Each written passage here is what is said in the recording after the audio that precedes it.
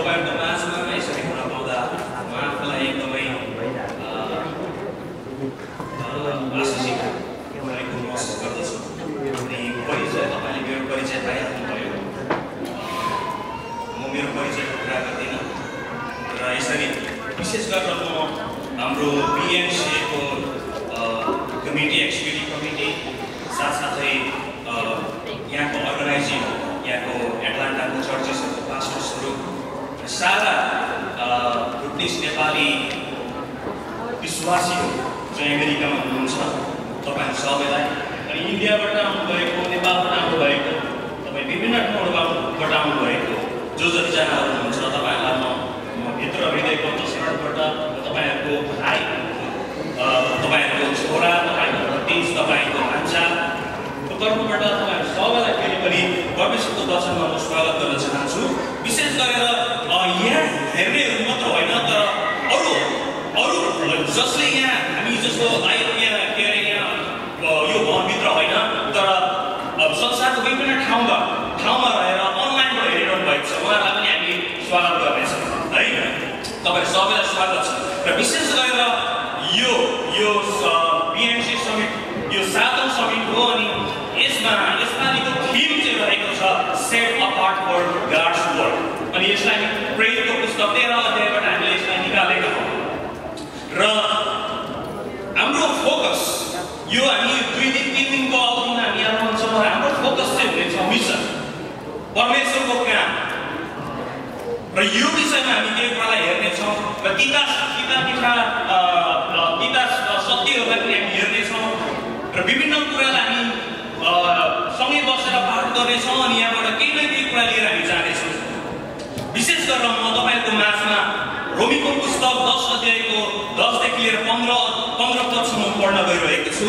यहाँ यसरी हामी पाउँदछौँ किनकि मानिसले आफ्नो हृदयले विश्वास गर्छ र ऊ निर्दोष ठहरिन्छ अनि उसले आफ्नो मुखले स्वीकार गर्छ र उद्धार पाउँछ। धर्मशास्त्र भन्छ उहाँमाथि भरोसा राख्ने कोही लाजमा पर्ने छैन किनकि यहुदी र अन्य जातिमा केही भेद छैन। उहाँ एउटै प्रभु सबैका प्रभु र उहाँलाई पुकार्ने सबैलाई आफ्नो प्रशस्त आशिष दिनुहुन्छ किनकि प्रभुको नाम पुकार्ने हरेकले उद्धार पाउनेछ।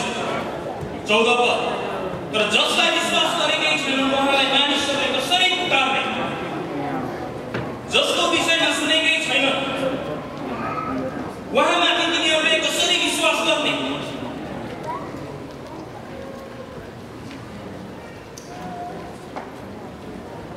र प्रचारक बिना तिनीहरूले कसरी सुन्ने। 15 र कसैले नपठाइकन मानिसहरूले कसरी प्रचार गर्ने जस्तो लेखिएको छ। सुसमाचार प्रचार गर्ने पाउनु प्रकाश गर्छ। 9 परमेश्वर पिताले तपाईँको उपस्थितिको लागि धन्यवाद भन्दछु। तपाईँको वचन हामी हेर्न गइरहेका छौँ। हामीलाई सुन्ने कानहरू दिनुहोस्, देख्ने आँखा दिनुहोस्, बुझ्ने हृदय दिनुहोस्। यसोको नाममा आमेन। र विशेष गरेर म एउटा भनाइबाट आजको मेरो यो सेसनको यो वचनलाई सुरु गर्न चाहन्छु। एकजना महान मिसनरी जसको नाम हो ओस्वर्ड जे स्मिथ उहाँले यसरी भन्नुभएको छ। अङ्ग्रेजीमा पढ्छु यसलाई अनि म आज विभिन्न मानिसहरूले मिसन सम्बन्धी भनेका कुराहरूलाई म तपाईँको माझ राखेको छु। अहिले मेरो पावर पोइन्ट छ कि छैन रेडी भएको भएर मैले बनाएको थिएँ तर यदि छैन भने पनि हामी सुन्नेछौँ। उहाँले यसरी भन्नुहुन्छ Oswald J. Smith, we talk of the second coming, but half the world has never heard of the first. इसको अर्थ हामी दोस्रो आगमनको कुरा गर्छौँ तर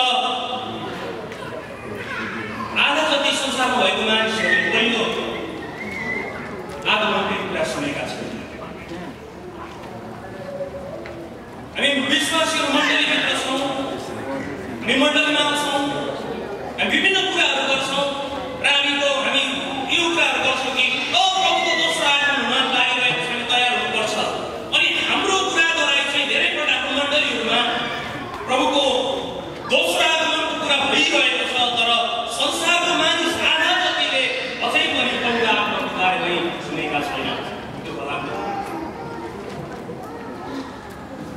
अनि म विशेष गरेर एकजना प्रभुको दासले यसरी लेख्नु भएको छ उहाँको पुस्तकमा Great Commission is not a calling for some, it is mandate for all. अथवा महान आज्ञा चाहिँ कसैको लागि एउटा विशेष बोलावट छैन तर यो सबैको निम्ति सबैले गर्नुपर्ने काम हो. It's mandatory. Everybody needs to do it. सबैले गर्नुपर्छ. अनि when it comes to calling, we don't need a voice. We already have a verse. जब हाम्रो बोलाउनको बारेमा हामी कुरा गर्छौँ, हामी धेरैपल्ट आवाज सुन्न चाहन्छौँ परमेश्वरबाट. हामीलाई आवाजको आवश्यकता छैन अब, किनभने हाम्रोमा भर्स छ. मत्तीको पुस्तक 28:19. थोमस हेल भन्ने एकजना महान प्रभुको दास जसले नेपालमा गएर मिसनरी काम गर्नुभयो, उहाँले यसरी भन्नुभयो, त्यो पनि पढ्न गइरहेको छु उहाँको भनाइ. No one can say. कसैले पनि भन्न सक्दैन, since I am not going to be a missionary, I do not have to evangelize my friends and neighbors. There is no difference in spiritual terms between a missionary witnessing in his hometown and a missionary witnessing in Kathmandu, Nepal. We are all called to go, even if it is only to the next room or the next block. अनि यहाँबाट जब यो पुस्तकमा मैले पढिरहेको थिएँ अनि यो मिसनको कुरा आउँछ, म आफैलाई पनि एकदमै God, please send me where you want me to go. तपाईले मलाई जहाँ पठाउन चाहनुहुन्छ मलाई त्यहाँ पठाउनुहोस्. म तपाईको त्यो आवाजलाई म सुन्नेछु अथवा तपाईको बोलावटलाई तपाईले मलाई पठाउनु भएको ठाउँमा म जानेछु. मेरो प्रार्थना त्यो छ दिन प्रतिदिन. तर आज हाम्रो मण्डलीहरू हामी हेरिरहेका छौँ भने प्रियहरू, अलिकति मेरो यहाँ यो आजको विषय चाहिँ के हुन्छ भने परमेश्वरको चरित्र सन्दर्भ मिसन हो. धेरैपल्ट हामीले गर्नुपर्ने काम गरिरहेका छैनौँ, किनभने हामीले परमेश्वरलाई त्यो कन्टेक्स्टमा त्यो सन्दर्भमा चिनेका छैनौँ. र विशेष गरेर यो कन्फरेन्स चाहिँ मिसन फोकस भएकोले गर्दाखेरि हामी परमेश्वरको चरित्रहरू सन्दर्भ चाहिँ मिसनको सन्दर्भमा परमेश्वरको के कस्तो चरित्रहरू छ त्यो कुरालाई हामी हेर्नेछौँ. र अझै यो छैन रहेछ, माफ गर्नुहोस्, अब म सिधै जानेछु. र मैले विशेष गरेर मैले अध्ययन गर्ने क्रममा मिसन सम्बन्धी मैले परमेश्वरको चरित्रहरूलाई मैले बुझ्दै जाँदाखेरि मैले यो 4वटा कुरा विशेष गरेर मैले पाएँ. 1 नम्बर, हाम्रो परमेश्वर बोलाउने परमेश्वर हुनुहुन्छ. भन्नुहोस् तपाईँ सबैजनाले, हाम्रो परमेश्वर बोलाउने परमेश्वर हुनुहुन्छ. 2 नम्बर, हाम्रो परमेश्वर बनाउने परमेश्वर हुनुहुन्छ. 3 नम्बर, हाम्रो परमेश्वर बगाउने परमेश्वर हुनुहुन्छ. बगाउने अथवा पठाउने, मैले भन्नु चाहेको पठाउने परमेश्वर हुनुहुन्छ. 4 नम्बर, हाम्रो परमेश्वर बचाउने परमेश्वर हुनुहुन्छ. हालेलुया. र यो कुरालाई हामी हेर्नेछौँ, किनभने यदि हामीले मिसनको बारेमा बुझेका छैनौँ भने हामीले परमेश्वरको यो चरित्रलाई बुझेका छैनौँ. हाम्रो परमेश्वर बोलाउने परमेश्वर हुनुहुन्छ, हाम्रो परमेश्वर बनाउने परमेश्वर हुनुहुन्छ, हाम्रो परमेश्वर बगाउने परमेश्वर हुनुहुन्छ र हाम्रो परमेश्वर बचाउने परमेश्वर. हालेलुया. र यो कुरालाई अलिकति हामी हेर्नेछौँ. विशेष गरेर बोलाउने परमेश्वरको बारेमा हामी हेर्छौँ भने जब परमेश्वरले बाइबलमा कुनै व्यक्तिसँग बोल्नु भएको छ अथवा त्यसलाई बोलाउनु भएको छ भने त्यो व्यक्तिलाई केही न केही काम गराउनु भएको छ. पुरानो नियम होस् या नयाँ नियम होस्, जब परमेश्वरले कसैलाई बोलाउनु भएको छ भने उसलाई केही काम दिनु भएको छ अथवा मिसनको लागि बोलाउनु भएको छ. र हामी कोरिन्थीको पुस्तकमा हामी हेर्नेछौँ. अनि यसले चाहिँ हामीलाई अलिकति बोलाउने परमेश्वर अनि हामीलाई अलिकति बुझ्न अलिकति सहायता गर्छ. कोरिन्थीको पुस्तक, पहिलो कोरिन्थीको पुस्तक 1:26 देखि लिएर 29 सम्म. किनकि भाइ हो, जब तिमीहरू बोलाइएका थियौ तिमीहरू कस्ता थियौ सो विचार गर. सांसारिक स्तर अनुसार तिमीहरूमध्ये धेरैजना बुद्धिमान, धेरैजना शक्तिशाली र धेरैजना खानदानी थिएनौ, तर परमेश्वरले तर बुद्धिमानीहरूलाई शर्ममा पार्न परमेश्वरले संसारका मूर्ख कुराहरूलाई छान्नुभयो र शक्तिशालीहरूलाई शर्ममा पार्न परमेश्वरले संसारका निर्बल कुराहरूलाई छान्नुभयो। परमेश्वरले संसारका नीच र तुच्छ ठहरिएका कुराहरूलाई चुन्नुभयो, यहाँसम्म कि नगर्य कुराहरूलाई पनि उहाँले चुन्नुभयो। यस हेतुले कि जुन कुरा छन् ती व्यर्थका पर्यो, यसैले कुनै पनि प्राणीले परमेश्वरको सामुन्ने अहंकार नगरोस्। यो जब यो हामी पढ्छौँ, यसले हामीलाई उहाँको काम गर्नको निम्ति बुस्ट गर्नुपर्छ, इनर्जी दिनुपर्छ। यो पद मेरो निम्ति इनर्जी। हामी धेरैपल्ट थाकेको बेलामा त्यो के अरे रेड बुल मन्स्टर हामी खान्छौँ नि। आत्मिक तौरमा हामी जाने कुरामा जब जब कुरा आउँछ, यो पद जब जब पढ्छौँ हामीलाई यसले इनर्जाइज गर्नुपर्छ प्रिय। अनि यसले हामीलाई पनि यो खण्ड विशेष गरेर कोरिन्थीको मण्डलीलाई यो पत्र मार्फत भनिरहेको छ। कोरिन्थीको मण्डलीले त्यहाँको त्यहाँ विश्वासीहरूको लागि, तर यो कुरा हाम्रो लागि पनि हो, किनभने हामी त्यहाँ यो खण्ड यो वचनमा हामीलाई लेख्छौँ त्यहाँ। र विशेष गरेर बोलाउने परमेश्वर, बनाउने परमेश्वर, अनि त्यहाँबाट बगाउने परमेश्वर अनि बचाउने परमेश्वरको बारेमा हामी हेर्नेछौँ। परमेश्वरले बोलाउनु भयो मानिसहरूलाई। एक उदाहरण चेलाहरू, विशेष गरेर आज म चेलाहरू, परमेश्वरले उहाँको 12 जना चेलाहरूलाई बोलाउनु भएको कुरामा अलिकति त्यसलाई अलिकति म फोकस गर्नेछु। परमेश्वर बोलाउने परमेश्वर हुनुहुन्छ प्रिय। र विशेष गरेर यो सानो अंश पढिहाल्छु, लुकाको पुस्तक 6:12-16। ती दिनमा उहाँ पहाडतिर प्रार्थना गर्नु जानुभयो, परमेश्वरसँग प्रार्थना गर्ने पुरै रात बिताउनुभयो। बिहान भएपछि उहाँले आफ्नो चेलाहरूलाई आफूसँग बोलाएर तिनीहरूमध्ये 12 जनालाई छान्नुभयो र उहाँले तिनीहरूलाई प्रेरित भन्ने नाउँ दिनुभयो। सिमोन, जसलाई उहाँले पत्रुस नाउँ पनि दिनुभयो, र तिनका भाइ अन्द्रियास, याकुब, यूहन्ना, फिलिप, बारथोलोमै, मत्ती र थोमा, अल्फायसको छोरा याकुब र सिमोन जो उग्रपन्थी भनिन्थे, याकुबका छोराहरू यहुदा र यहुदा इस्करियोत जो विश्वासघाती भए। यिनीहरूलाई उहाँले बोलाउनु भयो, 12 जना चेला। अब परमेश्वरले हामीलाई बोलाउनुहुन्छ, परमेश्वरले चेलाहरूलाई बोलाउनु भयो। अब बोलाउँदाखेरि पनि विभिन्न चरणहरू छ प्रिय, विभिन्न चरण, विभिन्न स्टेजेसहरू छ बोलाउनु। बोलाउँदा प्रभुले कस्तो प्रकारले बोलाउनु भयो, के कुराको निम्ति बोलाउनु भयो, यो कुरालाई हामी हेर्नेछौँ। यूहन्नाको पुस्तक 1:35-51 हामी हेर्छौँ भने त्यहाँ परमेश्वर प्रभु येशू ख्रीष्टलाई अन्द्रियास, पत्रुस, यूहन्ना, फिलिप, बारथोलोमै, जसलाई नाथानिएल पनि भनिन्छ, तिनीहरूले भेटेको अथवा तिनीहरूलाई प्रभुले भेट्नु भएको कुरा हामीले पाउँदछौँ।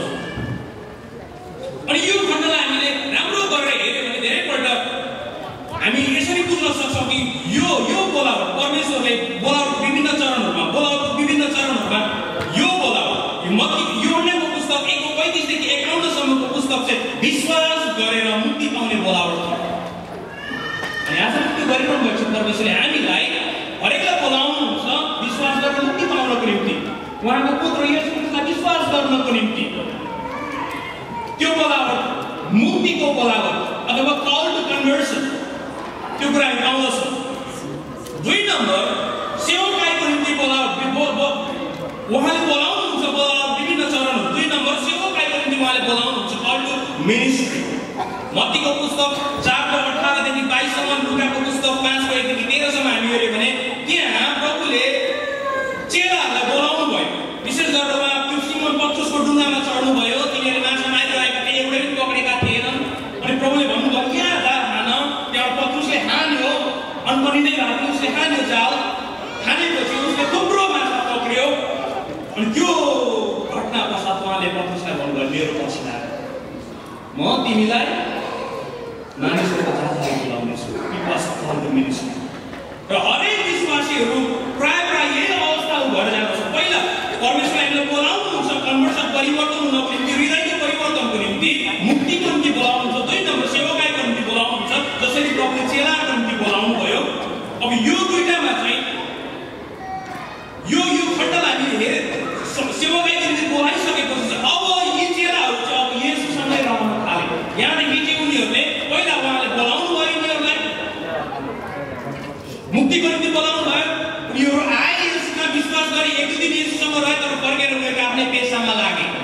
गए। तर जब उहाँले सेवकाईको निम्ति बोलाउनु भयो, यिनीहरू फुल टाइम आए। अब येशूसँगै रहनको निम्ति, येशूदेखि सिक्नको निम्ति, अनि येशूसँग सिक्नको निम्ति, अनि येशूसँगै जानको निम्ति विभिन्न कुराको येशूसँगै। अब येशू बाहेक बिना उनीहरू रहन सकेन। सेवकाईको बोलावट 3 नम्बर प्रेरितको चेलाहरूको बोलावट हामी हेर्छौँ भने 3 नम्बर बोलावट चाहिँ के थियो भने कल टु एपोस्टलशिप अथवा प्रेरितीय बोलावट। उहाँले यिनीहरूलाई प्रेरित हुनको निम्ति बोलाउनु भयो 12 जनालाई। यो प्रेरित गर्न पठाइएको हो। अब यिनीहरू अब प्रभुले यिनीहरूलाई बोलाउनुहुन्छ, अब यिनीहरूलाई ट्रेन गर्नुहुन्छ, यिनीहरू इन्टर्नसिप हुन्छ त्यहाँ। उहाँसँग रहेर उनीहरूले सिक्छन् अनि प्रभुले यिनीहरूलाई पठाउनु हुन्छ। दुली गरेर पठाउनु भएको छ। यो चाहिँ एपोस्टलशिप अनि अन्तिम चाहिँ शहीद हुने बोलावट। यो बोलावट चाहिँ येशूले उहाँ मृत्युमा परिसकेर उहाँले मृत्युलाई जितेर फेरि पनि उहाँ पुनरुत्थान भइसकेपछि चेलाहरूलाई भन्नुभयो, यसरी बोलाउनु भयो। यो बोलावट चाहिँ शहीदको बोलावट। यो बोलावटपछि येशूले यो भन्नुभयो, अब तिमीहरू जा, सारा जगतमा गएर मानिसहरूलाई सुसमाचार सुनाऊ र पिता र पुत्र र पवित्र आत्माका नाममा तिनीहरूलाई बप्तिस्मा दिऊ। जाऊ। अनि यो बोलावट चाहिँ शहीदको बोलावट। किन शहीदको बोलावट? किनभने अब चेलाहरूले जब यो बोलावट सुने, यो बोलावट त उनीहरूले आफ्नो जीवनमा लिए। अनि जब गए यिनीहरू कोही पनि कसै पनि यिनीहरू मतलब उनीहरूको हरेकको मृत्यु भयो, हरेक मारिए। त्यही बोलावट खाथ्यो। हरेक गए, हरेक मारिए। यूहन्ना छोडेर, यूहन्ना जो पत्रुसको कालमा बुढो भएको अवस्थासम्म रह्यो। अब हरेक चेलाहरू हामी इतिहासमा पढ्छौँ भने हरेक चेला यूहन्ना छोडेर सबैले माने। किन? तिनीहरू यो बोलावटलाई पुरा गर्न चाहेको थियो। प्रियहरू, परमेश्वरले बोलाउनुहुन्छ। अनि आजको हाम्रो मण्डलीहरूमा, हाम्रो अवस्थामा पनि, हाम्रो कन्टेक्स्टमा हामीले हेर्ने भने परमेश्वरले यस्तै काम गरिरहनु भएको छ। उहाँले हामीलाई मुक्तिको निम्ति बोलाइरहनु भएको छ, सेवकाईको निम्ति बोलाउनु भएको छ, कति प्रेरितको कामको निम्ति, अनि अन्तिममा यो बोलावट शहीद हुने बोलावट। किनभने येशूको वचन लिएर जाने कुरोले चाहिँ जहिले पनि